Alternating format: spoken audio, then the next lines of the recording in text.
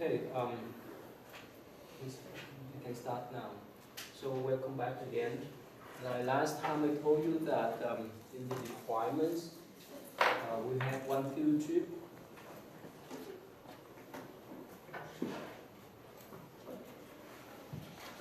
And the attendance is 100 points. You guys can see, right? Attendance is 100 points. During this bond is 250, so 10 points for each.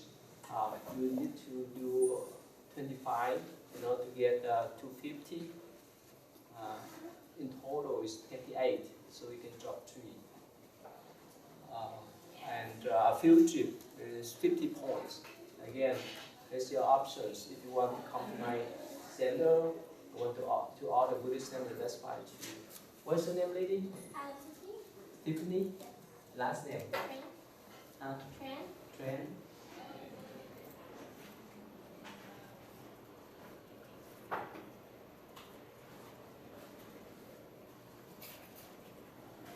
Is this one? Yeah. Okay. So now here's the address of my center.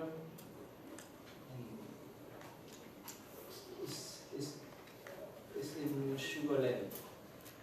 What's the name, please? Tiffany. Huh? Tiffany. Start last name. NGO. NGO. Oh, it's Tiffany. Oh, we have to Tiffany here.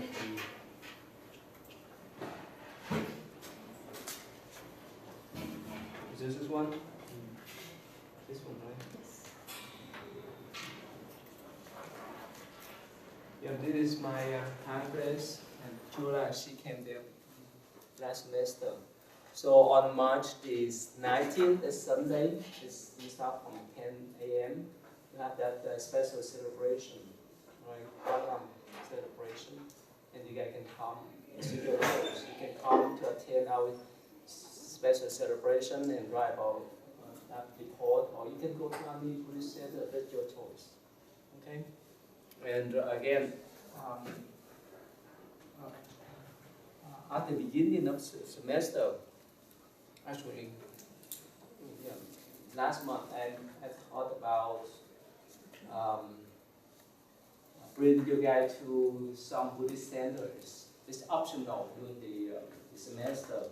The Zen Center, the Mahayana, and the Theravada centers, so that you can explore to these different types of Buddhism. And of course, again, it's optional. I will contact with those centers to set the times. I have not spoken with them yet, but I will. I think it is more educational if you go there and you learn the differences among the Buddhist traditions, especially Mahayana and Theravadas. Who know the difference between Mahayana and Theravadas? Not yet, that's why you're here, right? What's your name? Sean. Last name? Su. Xu. T? Xu. Su, okay. We have some more chair here. Yeah. Thank you. Is this one? You are the last one? The last one, right? Yeah. Okay. Your name is Newton? Newton Lee. Lee? Okay.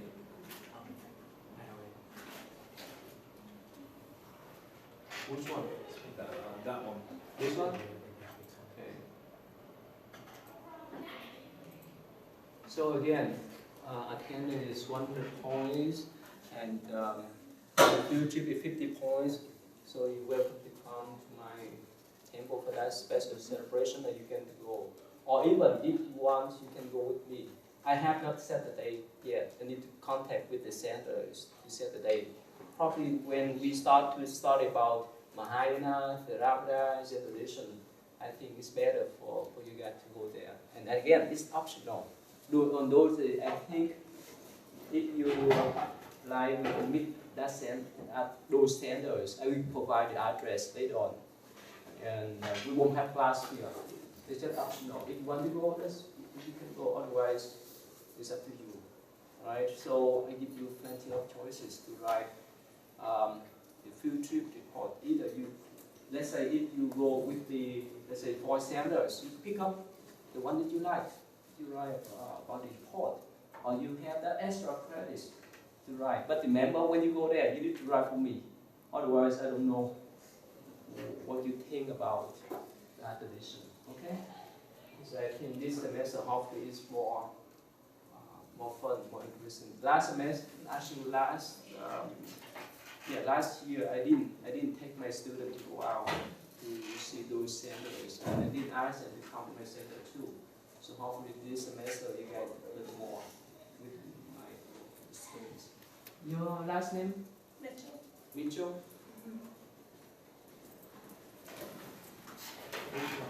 This one? Yes, Cedar. Okay. Alright, so okay, so clear. So we so plan. Any question before we move on? So many of you have not received the book yet, right? But you can download the copies and read it. It's easy to read, right? And plus, I put all kinds of information there for you to read. Especially actually this information there, right? Have you looked over the file, Buddhist file? How many of you have go over of this thing? Okay. Yeah, if you go over the file, and there's plenty of information to respond to the questions. Okay. So any questions, any problems of writing the question, the respond to the question? Easy, straightforward. Okay. All right.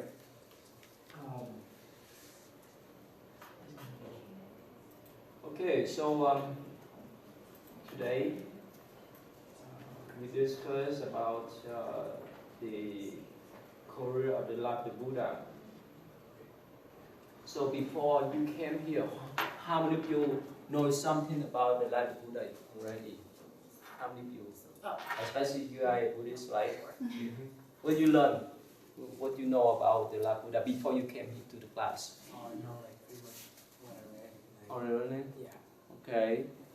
You know something? Just a little, A little bit? How about what? I like him. I read Siddhartha Oh, when really? I was Okay. a long time ago. That's the fiction books, right? Yeah, it was just even though it was by Herman Hesse, the German author, you know, it still I think was a nice insight. Who else? You know a little bit? Not much? How are you? No, just what I read in the Uh, text. Okay. Siddhartha too? Oh no, like in the book. In the book? In Vietnamese, in English? Okay. Okay, who else? Well, yes? Was he born into a wealthy family? Okay. Who else? Who else? You have no Buddha story? Yes? Yeah, I read Siddhartha too, and I wrote a paper, like a biography about the life of the Buddha when I was younger, so I knew kind of the Really? In high important school? parts. Oh, okay. Anyone? Okay, so that's why you're here. That's great. So now you work on the question, right? And you learn more. Okay. So okay. So let's start then. So you guys have no problem to order the book, right? The cheap book, huh? Okay. Amazon is $11. Amazon is $11. Alright. Okay. Yeah, I pick up the cheap one for this class and for the Asian tradition too. Thank you. Yeah. I know when it was college for you, I was when it was at Penn State University with electrical engineering degree. Books even in the 80s, it's so expensive. It's some books up to $100 those time. So I know that's especially for your guys student. It's cost a lot. Who are working? Oh, What you do? You working? no, I wanted to just say something. I know some people who don't know anything about Buddhism, and they assume that the guy's name is Buddha, but really it's like a title. You know what, actually, I'm going to chime off of that because I I know. took a religious class that covered all sorts of religions, so all I remember from Buddhism is, like, you guys believe in reincarnation or something like that. But I did not understand if he was a person or if it was myth, a legendary person. Or if it was like the actual type of, I don't know, like religion. Okay. What's your name, please? Reagan Smith? Smith. Okay. But I wrote my response off of it being a person. Okay. Which one? This one? This one, right? Yes. Okay, I live, before I came here, I live in Indiana. I live in the, this is high, the hill, big hill. We have 84 acres of land, and some of the local people, especially the young one, whenever they came to our monastery, they ask for, happy Buddha stuff. Happy Buddha? If you go to a Chinese or Vietnamese restaurant, right? When you walk into, you see the big, the happy belly mug, right? That's what they ask for, happy Buddha. Who just came? What's your name? Emily? Emily. Your last name? Simons? Simon. This one? Yes. And your name, please? Brown is my last name. Last name? Brown. Brown. The last name? Yes.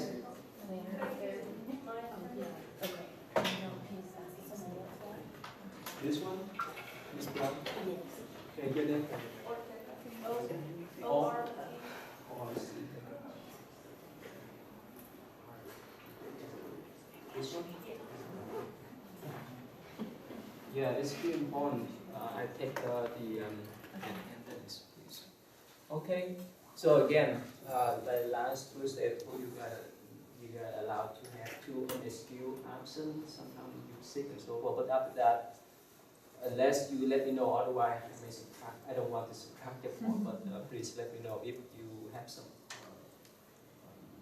emergency cases or anything happened. Okay, we work with you. All right. So again, it's just typical for American people when they talk about Buddhism. And in Indiana, I encountered many times, not once, one incident, especially when they were disrupted to the road, and many times when they walk around, let's say Home Depot, big shopping place, buy something, since some young, especially young gentlemen, stopped me and asked, do you know Kung Fu? That's the most question that they asked. They thought, as Buddhist monk, as Buddhist monk, we have to know Kung Fu. Yeah, I know a little bit, but not much. You guys watch some Kung Fu movie, right? Right. Who know Kung Fu here? Oh, okay. Okay. Anyway, so this is typical approach, and they associate Shakyamuni Buddha with happy Buddha, the happy monk there. So that's a lot of misconception about Buddhism. That's why you come here to study and you learn more about the traditions. Okay, so let's start with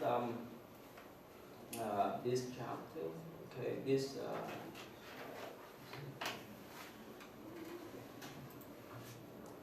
Okay, so nice. So you remember your number? Okay, so it's no problem, right? All right, how about this? Number one, group number 1, you guys can go together. Number 2, go together. Who's number 2? All right, please go together. Number 3, no 3 here? No, it was like two that signed up for number 3. It was like 2. 2, yeah, number 3. Who does number 3? Let me, I can open my cell phone to call your name. Yeah, I have the picture here. You guys don't remember? Let's see here.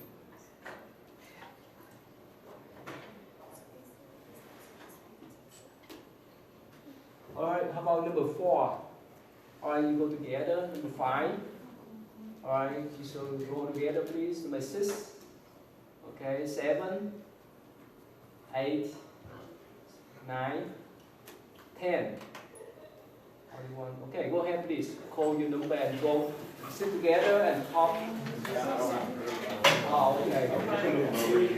What's your name?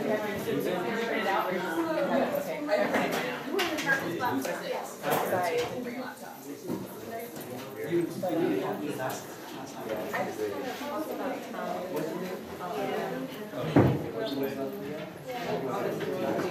What's your name? We work on this direction. it was perfect, but it's blinded him from like. Yeah.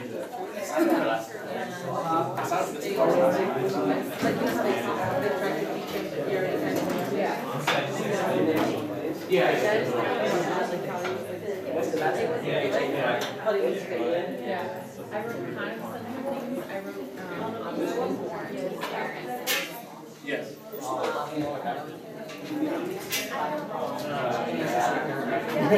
didn't necessarily call him utopia, but after. So, how about did we talk on the road? Pick up the number. His mom died, and then he wrote that his father, like, didn't believe that he would become the great king and not the great saint. Yes. Yeah, which falls into that whole, like, everything's constructed to be perfect. Like, everything. Yeah, so you pick up the number of which one you like. And that was so disastrous. But I didn't go beyond, like, kingdom and then, But next I ended up my while he sacrificed and so I was really happy for some features. And he wanted to make sure it's like a great king. So he made sure that yeah, one worldly good, content, or life. what's your name? You take care of her. It was hard to find. That like how his parents really wanted great No, I was here, but the other person I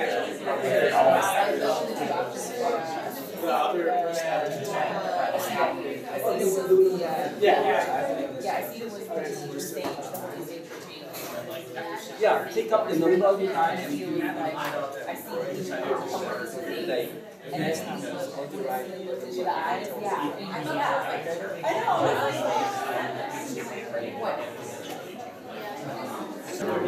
and plus, I see him knew that he'd be living when he was able to speak. We're number one. Sure. Come on over. So yeah, so he posted review of the book. He posted online the part one of the book, so you can go in. You can actually read the section. We did some outside research on top of it. For question one, it was parents. So there's only like 2 pages in the book that talk about essentially like the beginning, the beginning. So you kind of have to dig a little outside of the book. But if you don't have the book yet, you can go into the content, and he uploaded the part 1 of the book, and it's in there for the readers. So what happened last time is at the end of class, he said, main response 1 is going to be this, and everybody will have to pick one of the 10 questions. And so instead of having to answer 1 through 10, you only answer 1 of the 10. And so, like, we randomly just wrote our names up against a number. And that's how we figured out who we were partnered up with. And you don't do it together, you do it individually, and in the first 10 minutes of class, you can discuss what you wrote. 300 pages, it's all in there. Words. I meant words, the brain said pages. 300 words. That was 300 words. Yeah, well, because it was technically another day, even though it's not closed. We left open. Yeah. For the people who were struggling in the so you can still get your but don't get behind because we're going to have every day so you're going to have this one and you're going to have another one. That's a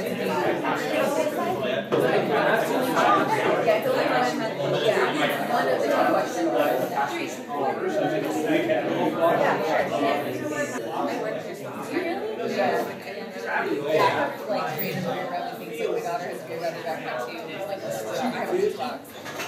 But all my stuff was about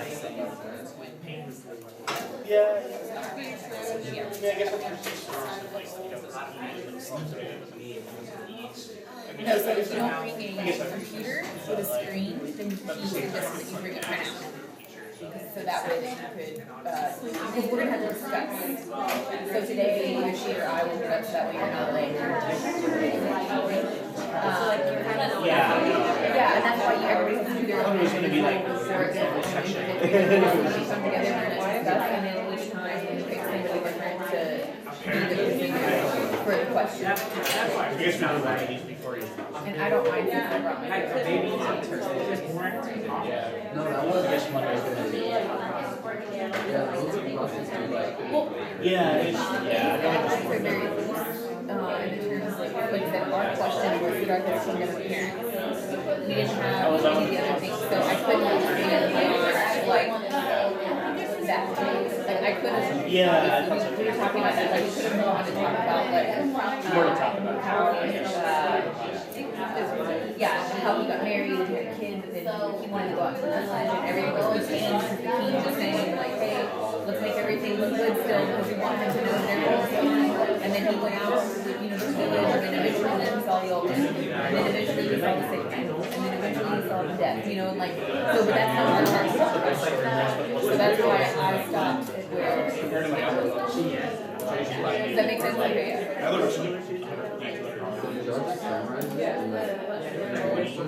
you Buddhist? Yeah, so that's what they were saying is like, the things that I guess the knowledge consensus is like the things that are in the text is what they were doing.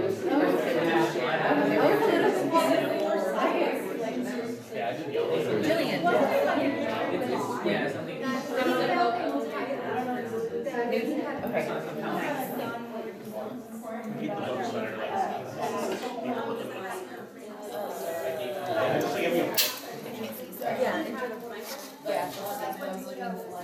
So that's all of his uploads. Yeah, so the readings are so if you go to content, see where it says like a little roll. And that's where this one is. Maybe then to not do next. You get ready? Okay. Again, someone left this book. Someone left this book. Is this yours? Okay. It's expensive. How much? Too much? Okay, good. Now, let's start. Okay, number 1. Yes. Who is number 2? 3. 4. Okay, 5. Oh, you guys do together? 6. Alright, 7. 7. No 7. 8. Okay, 9. Oh wow. Okay, 10. Oh, okay. Oh, how about this? You know, again, I like you guys work together, us together, so that we learn. Otherwise, of course, I can give the lecture about the Light Buddha and so forth, but it's better for you to share. Okay. So let's just start with number 1 then. Okay. And most of you guys have read, right? Have read that part, right? The Light of Buddha, right? And there's plenty of information. Even if you go to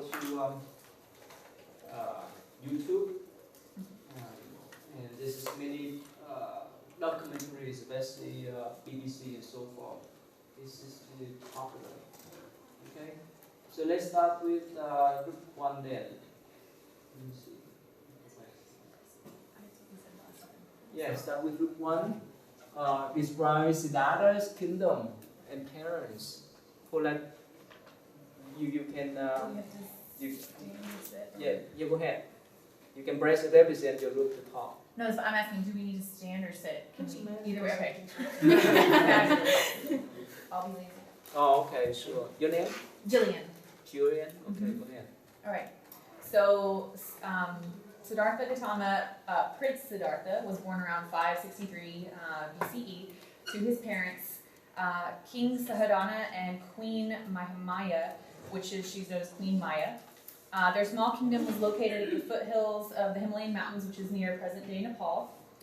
Before Siddhartha's birth, Queen Maya had dreams of a great white elephant that came down from the sky and pierced her womb with 6 great tusks, filling her with light. The king and queen wanted to know what Queen Maya's premonitions meant, so they sought counsel from the wise.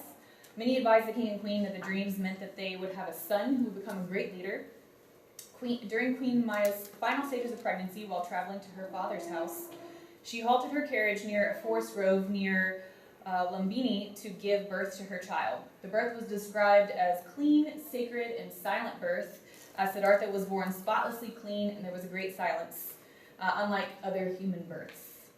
A holy sage, Asita, was among the many visitors to go and visit the new infant to the king and queen.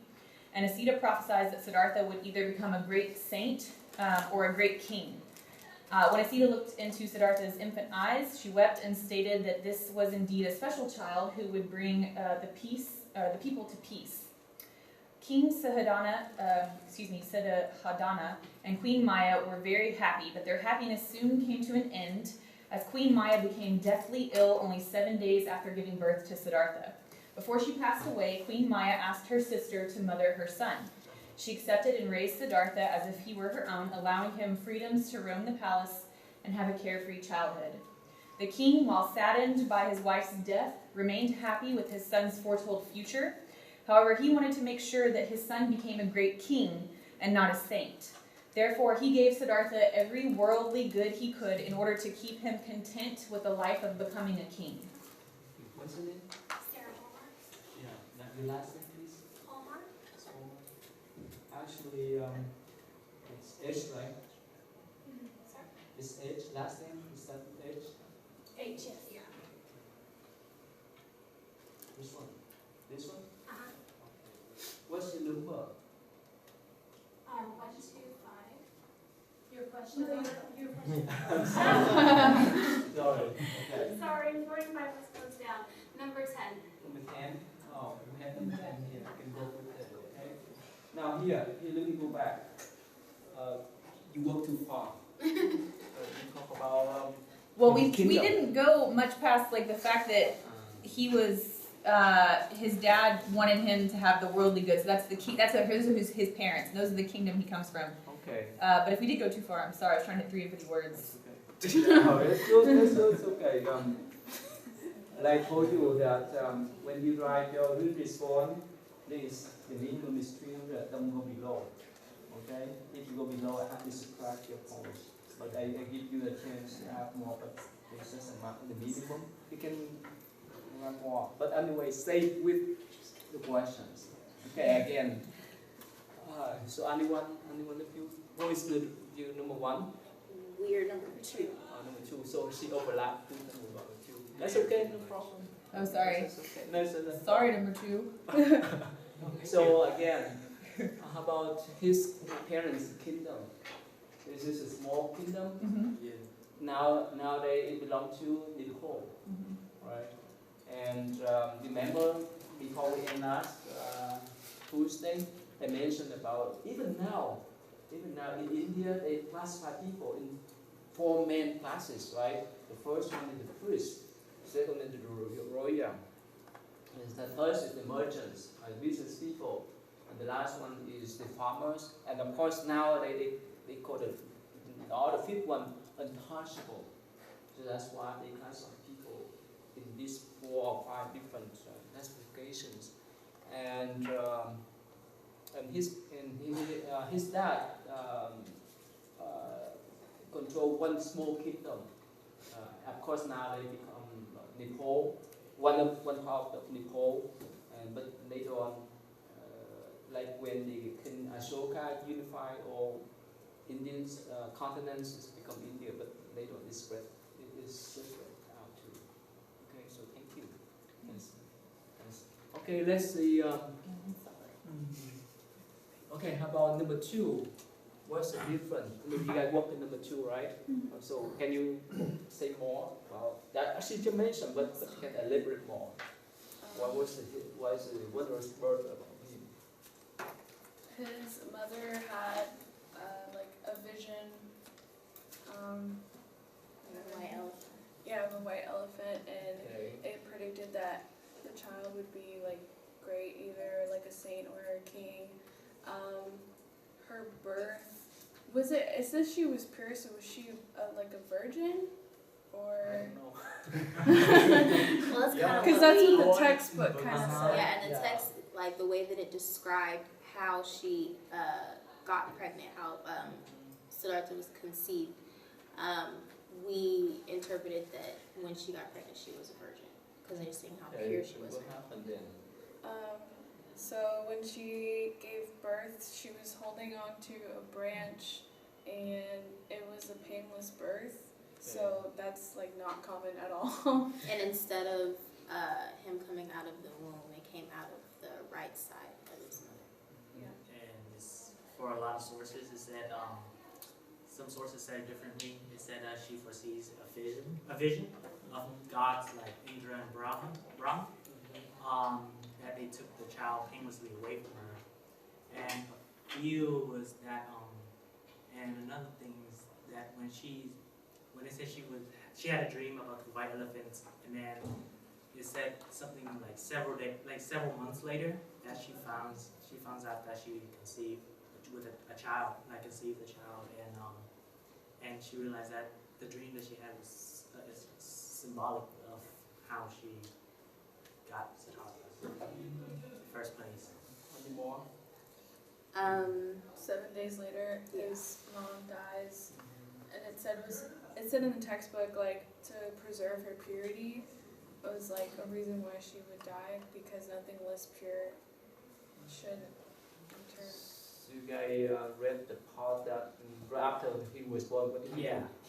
It said after he was born, the queen bathed him, her son, with perfumed blossom, and then after that, he just started walking 7 steps away from her. And then each of the steps was like lotus flower, like lotus petals, and then he just started talking. Yeah.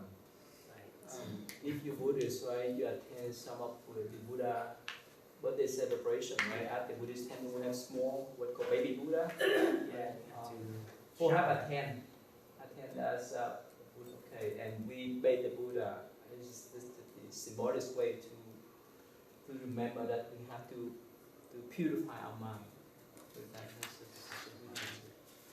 So and any more? Anything more about this word? And actually, I put this file. This here in the recent file.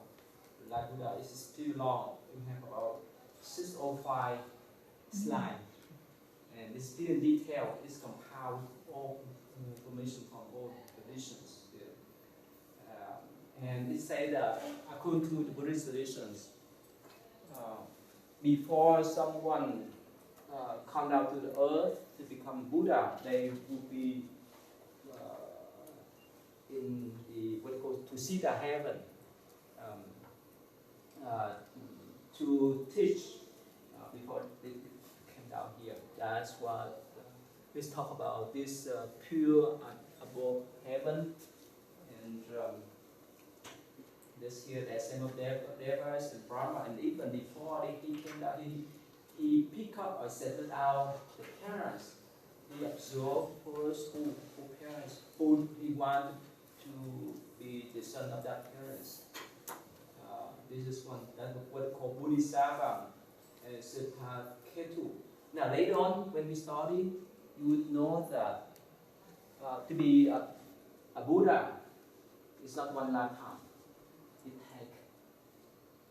takes this is hundreds, a thousand, even million lifetimes. And in Buddhist, of course, in Buddhist tradition, we believe in reincarnation. Afterlife. How many of you believe in reincarnation? Afterlife. How many of you? How many of you don't believe in reincarnation afterlife? Well, just All right. So let's say why you don't believe in reincarnation or afterlife? Not that I don't believe, I just don't know, really. Yeah. Okay, again, who believe in reincarnation afterlife? Can you explain how, why you believe that? I just feel like there's too much to learn. You can't experience all there is in one lifetime. Okay. Yes.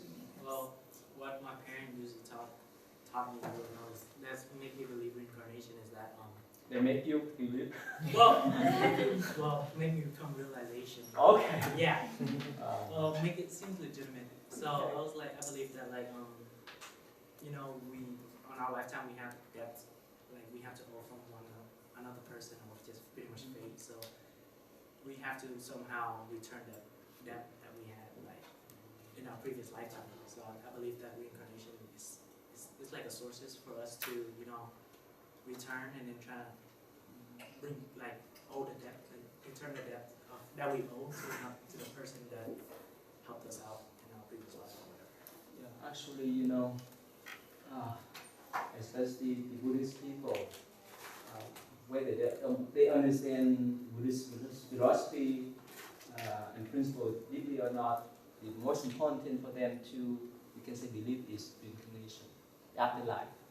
And so you can ask, most Buddhists would say that they accept that, they believe in that. Of course, for me too, I was born not in the Buddhist families, but I live in that traditions. And later on, I feel that this is logical.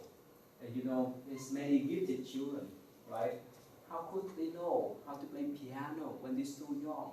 How could they know how to solve some certificate, math problem, and so forth? So in Buddhist tradition, we explain in logical way. And when we talk about rebirth and karma, we discuss more. Okay. So again, I wanted to touch briefly about that subject before I come back here again. So for Buddha, for what someone to become a Buddha, it takes, you can say, many lifetimes to practice wisdom, compassion, and so forth in order to be a Buddha. So there's many what they call 52, 53 levels of Bodhisattva. And anyone can practice what they call Bodhisattva path. Bodhisattva means self-benefiting and benefiting others. You help yourself and help others. For example, if you go to school and you can be tutor, right? You have straight A in math, English, whichever, you can yourself to be tutor to help other students while you go to school. So that's what we call Bodhisattva. Bodhisattva, you help yourself and you help others. And there's just many levels of Bodhisattva, up to 52 or 53 levels. And the Buddha is the highest level. We talk more about that. Probably before we end today, I would like to mention the meaning of being a Buddha. The meaning of Buddha.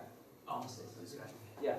All right. So again, so this Bodhisattva, so yeah, he practiced so many lifetimes in the past. That's why he accumulated merit, wisdom, and compassion, and so forth to become a Buddha. Who have seen Dalai Lama before? You know Dalai Lama in person? No. You guys don't have a chance? I met him several times in India and last time in Louisville, Kentucky. And we hope that we invite him to come here. I work with Houston Mayor to invite him to come here. I don't know when, but hopefully next couple of years. So, according to the Tibetan traditions, he was the incarnation of what we call one Bodhisattva for many lifetimes. So that's this common sense in Buddhist traditions. Alright, so again, so this Bodhisattva, he was born up there and came down to be a second Buddha on this earth. And this is a lot of information here. You guys read this? You have read this file? I upload that. Alright, so it's a lot of information there. And of course, they say the five signs of the devas. Who thought that if, let's just say, if you believe in reincarnation, right? Who thought that you came down from heaven? Really? How? what side that you think that you came down from the heaven? Like why do I think that? Yeah, how could you feel that? That you came down from heaven? It just feels like it's something that like a spirit has to exist somewhere, and I believe that somewhere is heaven. And I think that like it talks about where they believe that you can choose your families. Yeah. That's something that I was taught also in a previous religion. It makes sense. It makes sense that, I mean, like I was raised in a Christian home, and the base of Christianity is all about choices. And to me, it doesn't make sense that you wouldn't be able to choose where you go. Yes? I think it's. Yes, okay, we start first. Yeah. Oh, okay. I think it's kind of so reincarnation. You can be reincarnated into any kind of living creature. So I don't think you necessarily come to heaven or come from heaven. I think you're probably like a really good rabbit. So now you were able to be a human, and if you are able to reach nirvana, then that's great. But if you're a really bad human, you might go back to being like a bug or something like that. Okay. Yes.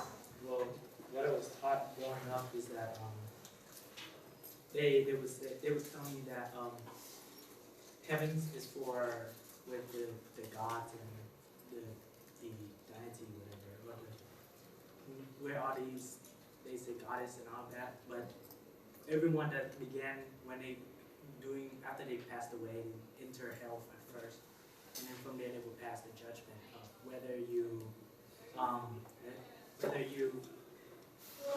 can reincarnate as a human again. They're just gonna go through what you did your entire life, and from there they're gonna pass a judgment of whether you're gonna become an animal or become a human again. And before you become a reincarnate, they're gonna make you drink a soup or some kind of soup, which will clear your memories and all your past. Then from there you enter to a living realm again. Actually, that's a common belief, not a Buddhist belief. So You see the difference. Yes? But wasn't the fourth noble truth, what was it, Naga? Or is that how it's pronounced? Like, didn't Buddha meditate to stop rebirth? Like he was tired of it? Okay. Wasn't that his idea? I don't know. Stop. It's still working, don't worry. Yeah.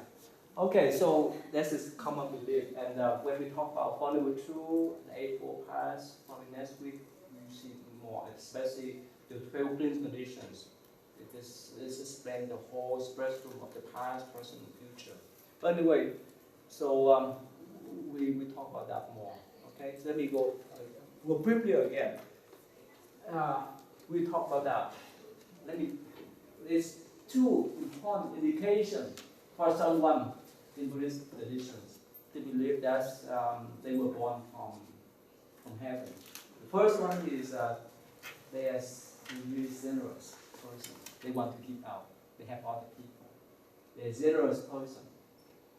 And second thing is they clean, they're pure. They like to take a shower every day or whichever. They keep their body and house and so forth clean. You understand that? So that's two conditions, especially in Buddhist tradition. We talk about that more, okay? And again, we can, in Buddhist belief, there's no judgment except your karma. And when someone passes away, they go through 49 days of what do you call it? The intervening. We will talk about that later. Okay? So let me go back here. So this is 5 signs. Now we explain for that. 5 signs that someone in heaven could be born or pass away over there, and he decide to choose his own family, his own parents, before before he came down here. The time to be born, the country, the continent, the family, the mother, and so forth. And this is and this if you visit India, this especially at the Buddhist holy places, there's all kind of artifacts that have the image of his reincarnation from heaven to Siddhartha down to here. And this is here, right? And we know, right? In India before, most people they follow what they call Brahmanism, or now they call Hinduism.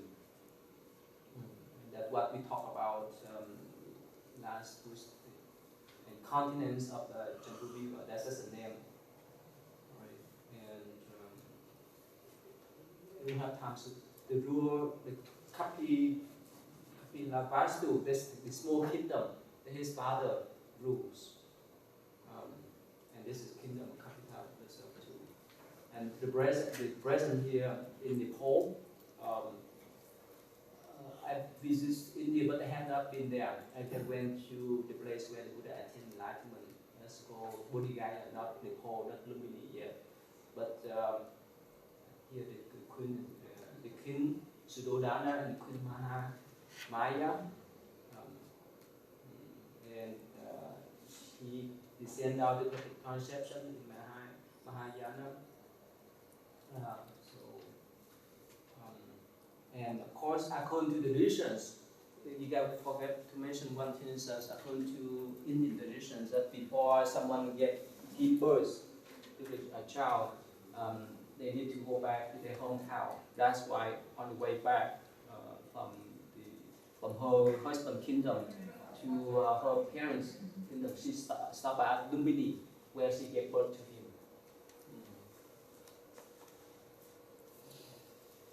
And of course, she has the dreams of white elephants, and in Buddhism, elephants represent the great conduct about that. And she has the dream that the forefathers who brought her to the lake to purify, to clean her, to purify her body and mind. She was bathing the lake, her dreams, and the elephants here. And after she wake up, she told her husband and of course the king consulted with the wise men to talk about the unborn child, and they celebrate. Such as you can see here on the way going home, and this here Lumbini Park. And even now, last few months, they have some articles that they found out the place, the exact place that the Buddha was born, and this is back to the 6th century BCE. So they could know exact place where the Buddha was born. And probably next week we talk about Ashoka, the king Ashoka. Without him, we would not know much about the historical Buddhas, because he set up what we call the pillars and the stupa to indicate when the Buddha was born, when the Buddha attained enlightenment and so forth. That's why we have the place now to recognize this historical Buddha. It's not a legendary one, like you guys just mentioned, especially for Siddhartha, right? It's just the fiction. Oops, it's not the real story, but the fiction is based on the light Buddha to elaborate the story. This Lumbini Park. It's a red tree here. You see that? So it's this, according to legend, when he was born, the lepers put some kind of golden net, and even they have some dragons to pull down the waters, purify him, and he said to walk 7 steps that you just mentioned recently. And when he, for the last step, he said, "This is my last birth," and conquer of this earth and so forth.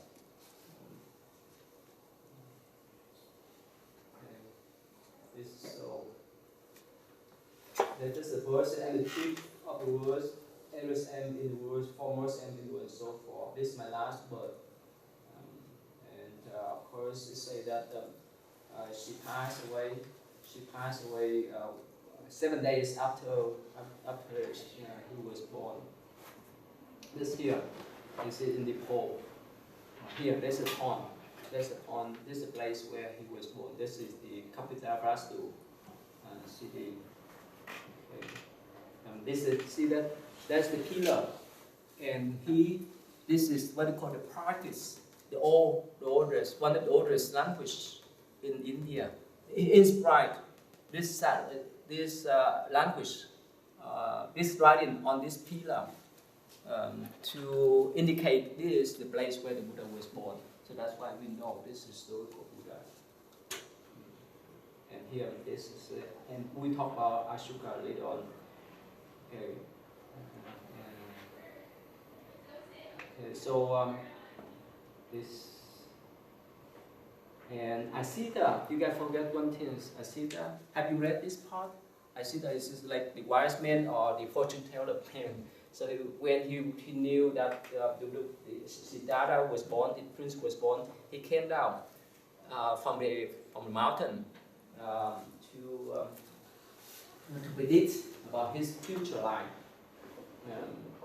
He came down and he said that either he would become a great king or achieve great enlightenment. That's what we talk about. What since Asita, the wise man. Okay, and according to the Buddhist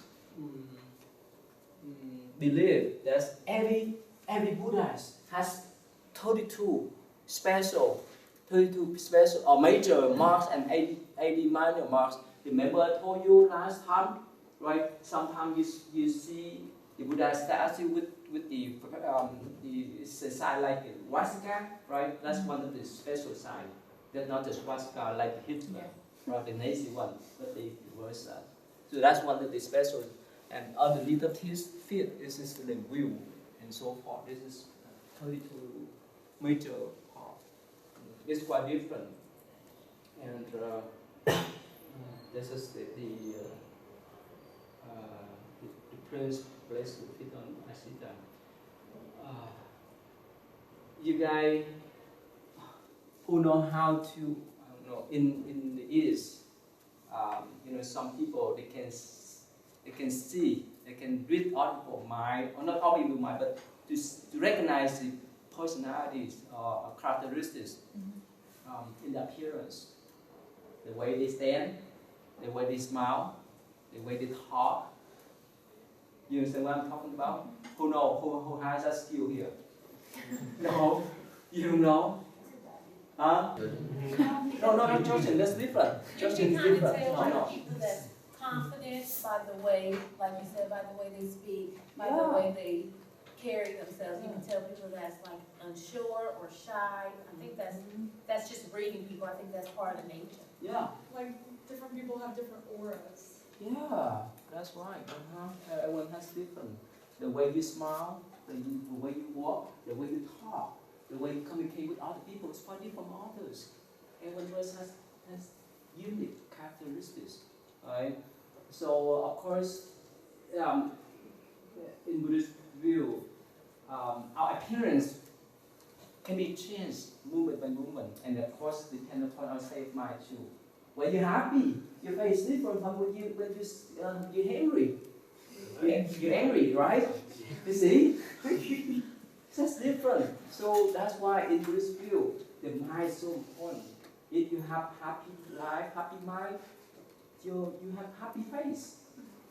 And vice versa, if you have anger, if you have stressful life, what happens? You cut your face, you cut other people's face, right? You see? So it just go hand in hand, the body and the mind, especially the mind. That's why in Buddhist tradition, it's important to cultivate the mind, to transform the mind, not much with the body. Of course, you can have what they call facial surgery and so forth, right? but it won't last long than the mind. You understand that? Okay. So anyway, so that's why he may recognize some of his special marks, but still everyone has some special marks, still special personality, special characteristics. what do you call it? It's a horoscope, is that right? What do you call that's what horoscope? Horoscope? Is that right?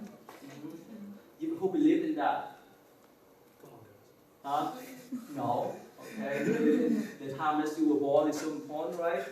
The time, the place you were born and so forth. It's just one part. Again, in Buddhist view, no matter what, the mind is so important. Especially the present moment. If you're happy, if you enjoy your life, right, you would change your life in a different way. Alright, so everything is dependent on you. If you have the determination, you can change your life. It's not the faith. In this view, it's not the faith, but the mind. Okay. So again, in respect to the priest, the name ceremony, and who knows what's the meaning of Siddhartha? Something about Remember? fulfillment, something like Yeah, the one shall. Alright, let me go back to number 3 then. Who does number 3? Yes, can you explain number 3? Our royal Siddhartha is asking you to comment that you can comment. Just explain it then. Well, like you said at the stage, when Siddhartha was born, predicted or saw that he was either going to become a great king, kind of like earthly king, or a saint, or I guess a king of like the universe. It's kind of like an enlightened teacher. And so his father was very, I guess, not scared, but he was very against it. Why?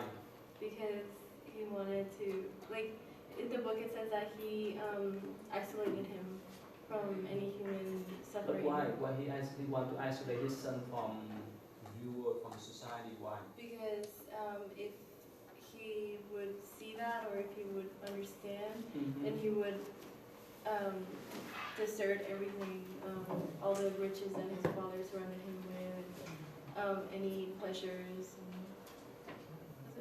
and so he would leave that and look more into the to be enlightened.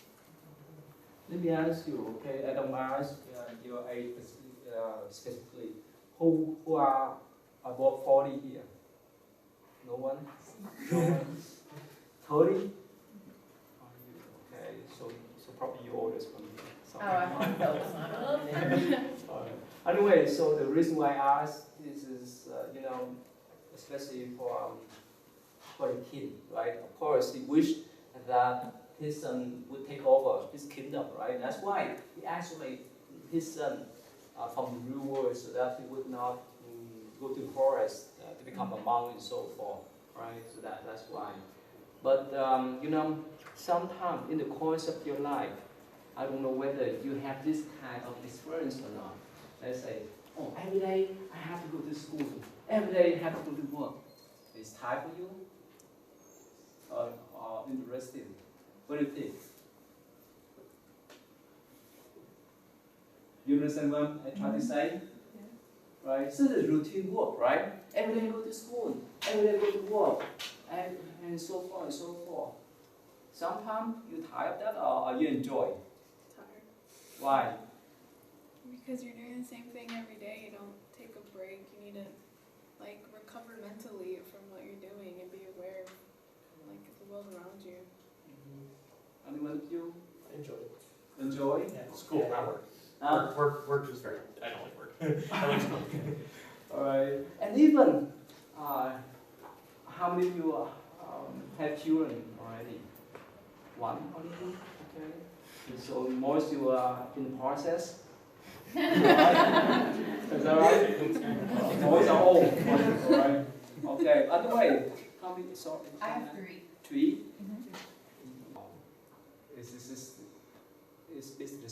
Is heavy responsibility? Yeah, but I know what you're talking about. I was an Army officer for 9 years, and I was very heavy because of it, like emotionally and mentally, even though I was really good at my job.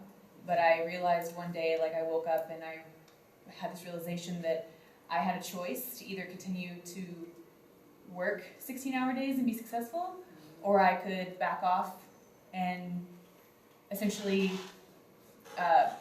pray about what I wanted to do with my life within my own religion, and I did. And I heard back, and so I stepped out on faith and I went back to school. So I left the army and I'm here with you all. So, yeah. Actually, yeah, I finished my PhD degree in 1990. Were you born before that, after that? Who were born after 90? Okay. Everyone here with me. So when after that, I thought that I done with education. I just want to cultivate spiritually in Buddhist tradition. But 2009, I came back to school because I like to teach in college and university level. I understand what you're saying. This education is important too. Anyway, so again, my point is that some of us enjoy our life, right? And some maybe tired. This is boring to do things in the routine way, right? So depend. And so there is Siddhartha. He recognized later on which number. Okay, number 5. We talk about the foresight. Okay, we talk about that and see why when he said how this type of routine work and lifestyle. Okay, let's just move on to number 4. Youth, life, and marriage of Siddhartha. Number 4, please. Who number 4? No one? Oh yeah, please. Well. We pretty much explained what they explained already. Like he grew up without a mother, and his father imposed upon him all these pleasures or whatever, keeping him in isolation from the misery of the world. And pretty much when he was exposed to this, later on led him to become who he was, the awakening of the Buddha and stuff like that. And I think you know the marriage will be more better than I do. So what I read for the marriage, and this, I think there's 2 versions. Okay. I don't know which one's right, but the one that we read in the story, it says that he married his cousin, Princess Yas. I don't know how to pronounce her name. You said right, yeah. It didn't really talk about anything about that. It just says that he had a son with her, and he left after that. That's it. So he got married when he was 16. Around 16 or 17. You know, the people in the past, they got married early, right? It was a rape. But now it should be 18. And, He competed for her, right? What's that? He competed for her, though, right? Well, Yeah. so in this version, he competed for her? Yeah, she was a nearby princess. Oh. Yeah, so actually his last one to get married, not to, but still he needed to go through all kind of contests to get her. But he won all of them. Yeah. Okay. Anyway, so that's one. All right, that's I think number 5 is so interesting. Number 5. Who number 5 here? Number 5. So of you, okay? You're going to share what happened when he sneaked out of the palace to see this foresight. What are the foresights? Okay, so basically what happened was that he decided to sneak out because his dad decided that he didn't want him to chase a path of enlightenment. He wanted to become a great king. And so one day he just decided to go out on his chariot and see the outside world. Those are the foresights that he saw that kind of changed his, kind of made him gear towards the path of enlightenment. First was an old person, an old man. The second one was a sick man. The third person was dead, so a corpse. And then the fourth person was a monk, I think? Hindu monk. Yeah. And so basically he just, he's never seen anything like that. And that just kind of made him see that, the human life is all about, there's suffering that goes on with human life. Not everything is, meant to be really happy and all that. And so that's kind of what the foresights did to him, I'd like to say. Yeah. Anyone want to add more? About that foresight? Why this foresight changed him completely? Why? It's just because he's been isolated inside by his father so long, he's never seen any of these, and it like shook him that all these people around could see all these sights and not be disturbed by it, and he was just, he kept wondering if there was any way that he could stop it. Yeah, you want to add anything more?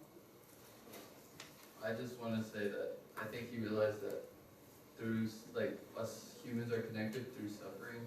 That's what made him realize that, like, he needs to stop it, like, he needs to find a way, like, how to prevent suffering. Let me go back to this, I think, fundamental questions. Who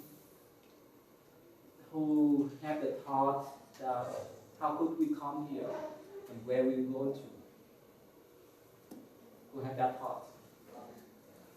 Most of us, right? That's fundamental question, right? What we call the ultimate questions for our life. How could we come here? And where we heading to? And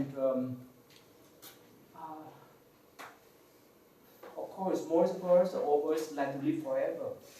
Is that right? No? You sure? Why? Why you want to live forever? Well, I volunteer at a hospice center, and a lot of them, I mean, when you're close to like 99, 100, I think they're just ready to go. Really? They've seen it all. You get tired. I mean, I don't think I would want to live to 130, especially the way the world's turning out now. Okay. Oh, who like to live forever? No? Well, it would be sad if our relatives and friends can't, because then we'd have to watch them all die. Yeah, as a Buddhist monk, since last October, the last couple of weeks, I've done 8 funeral service for my followers, families, and you see all kinds of death, from young to old, from a few months old up to 90 or even 100. So it's normal for me to see those things. And you have that questions one day you have to go. You have that question. How many of you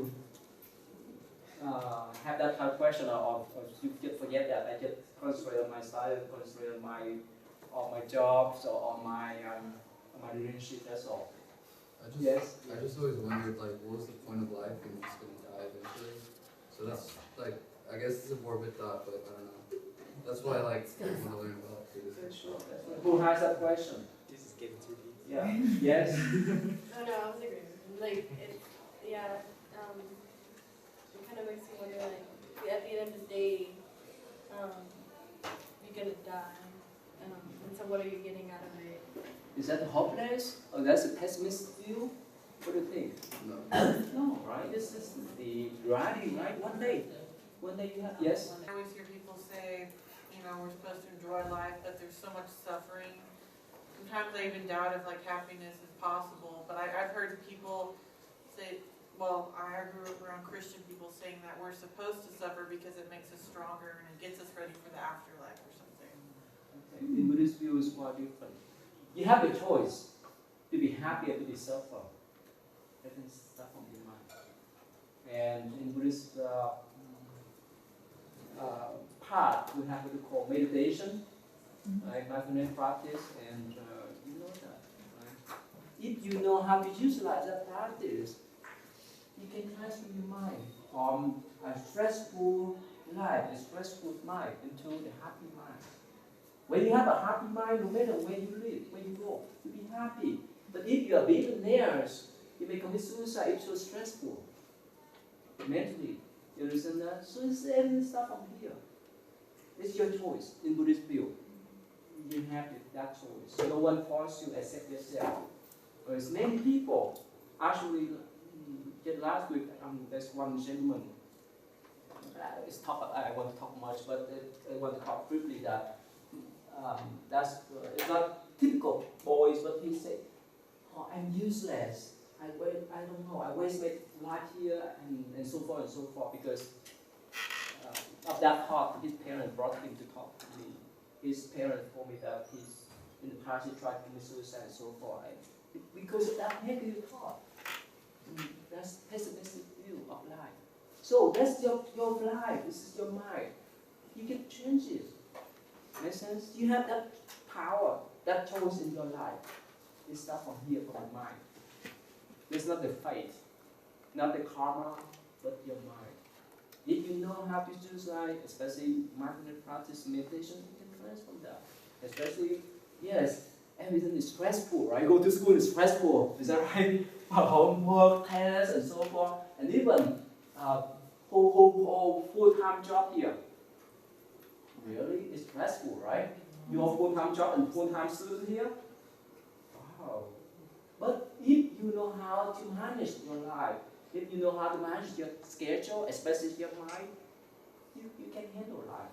Otherwise, this is a disaster. Is that right? So again, everything starts from the mind in history.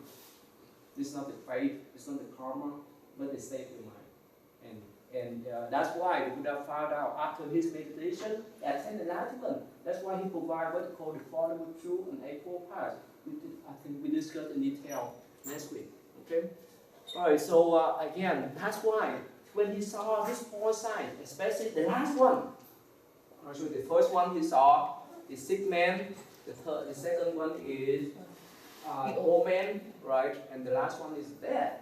It's so pessimistic, right? For life, this of course is the reality of life. But the last one he saw a American, a Hindu monk. Remember I told you last time that when some Hindu people grown up in their middle age or old age, they gave up everything financially, materially to become that medical. That's why he saw that medical Hindu monk. And he saw, oh, probably this way. This is a path I could take so that I can find out the meaning of life. That's so important for him. Okay? Let's move on to number 6 then. Okay, number 6. Who does number 6? Yes, and why and how and why he left his palace. Yes, please. So he didn't quite understand what caused all the suffering in the world, and he really wanted to, I guess, figure that out. And he knew that he'd have to leave behind his palace and his family. So one night after they threw a party for his newborn son, and he fell asleep because I think he was bored, right? And everyone else had fallen asleep. At midnight, he told his servant, Channa, to go get his horse, and then he visited his wife, who was sleeping with their newborn son. You know his newborn son names? Rahula. Yeah. What's the meaning? Rahula. The ropes. Yeah. That's what his father gave the names. That one he wanted to tie him down. Yeah, please, sorry. And he wanted to hold his son for the first time, but he knew it would wake his wife, and he didn't want to do that, and he promised that he would come back.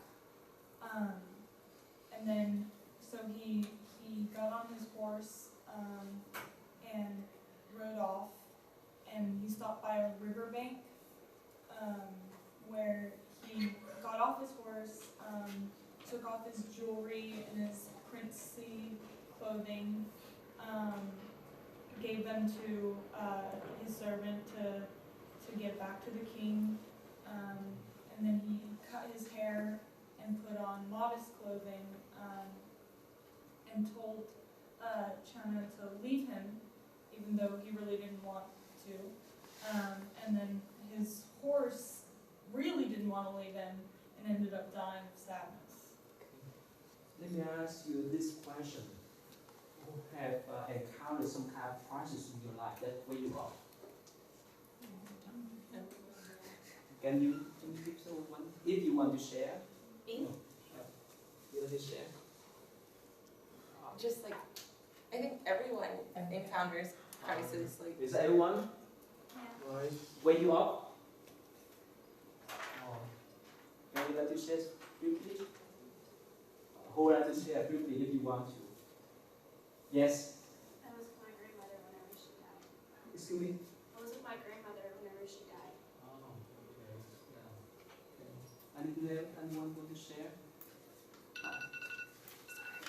Actually, you know, I was born during the Vietnam War in the 60s. And afterwards, we horrible for our country when the communists took over. And my mom made an arrangement for me to escape from Vietnam. By boat. You heard about boat people? You heard that? For parents, your parents boat people too? Okay. My grandma was. Your grandmom? Okay. Anyway, it's horrible. It is. And because of that trip, somehow it wake me up to become a monk. Okay, one to say the truth. There is a lot of things happening, but this is the wake up call for me. Yes? How old were you?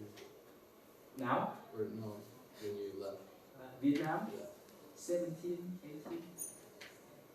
Yeah, in the eight. Yes? So you've known since you were 17 that you wanted to be a monk? Not yet. Until I got to the camp, to the refugee camp, and learned all kinds of stuff and stuff that my people can do in the camp. This is horrible. And the SMS is about 500,000 Vietnamese people who died in ocean because of this kind of journeys. So it's a wake up call for me. And I call many people that if they went from Vietnam to America by airplane, they would not become monk. But this is wake up call. Wow. So I think in your life, right? Sometimes you encounter this and that, you recognize life. Okay. So let's just move on. We have four more questions. Okay. Number 7, please. How and why you practice self-mortification? 7. All right. Yes, please. So self-mortification is when you relieve yourself from appetites or desires by self-denial or self-discipline. Yes. Like an example is fasting. So Siddhartha thought true purification, liberation, and deliverance would be achieved through self-mortification. So he did this by he lived in rags and he slept outside. He ate plants and leaves and roots and lived in the wilderness for 6 years. Okay. Is it work for him? Is work for him? No, it said he didn't. That he still didn't feel like his mind was free, even though his Yeah. body was. So I think he was abandoned by his followers and his mentor, and then he started meditating in solitude. Actually, yeah, I think we can stop there. We don't have much time again. Because before, actually, when he left his palace, and he didn't know where he headed to, which practice that he wanted to. So of course he started with two teachers, but somehow according to him, he didn't learn much. So he went to the forest to practice with them. If you have time to type India ascetics, many of them they still practice now. And when he went to India, it's so surprised for me to see someone who walk on the street naked. And that's called Jainism. And they still practice this kind of ascetic practice in India. Alright, so they thought that because this body, when the sufferings, they have to torture this body in order to attain enlightenment or to go to heaven. That's why they believe in this kind of practice. Alright, so we have number 8. Let's just do number 8. Oh, sorry. Now here. Please come up here before you go. Please come up here to pick up the number. Otherwise, I forgot. Yeah, please pick up the number for our previous one, and we talk more for number 8 and next this today's Thursday, right? Please, Thursday. Yeah, please come up and pick up your number like last time. Yeah, before you go, please. So that you can write the previous one. Write 1 to 10, please.